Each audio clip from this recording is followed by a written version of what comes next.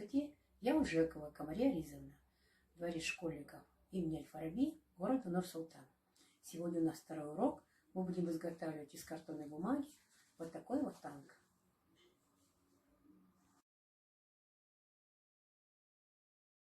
Для того, чтобы изготовить вот такую модель танка, нам необходимы инструменты: горячий пистолет, нож или ножницы.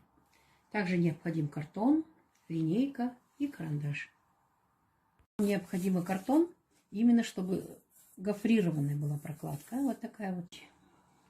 5 четырехугольников. 32 длина, 60,5 сантиметров высота. Это большой. Второй 1 сантиметров на 4 сантиметра. Третий 9 сантиметров на 2,5. И два у нас будут одинаковых. 2,5 высота и 32 сантиметров длина. Берем линейку и откладываем следующий сантиметр. 1, 4, 5, 17, 18, 21, 31. 2 на втором и 9. И на маленьком откладываем 2,5 и 6.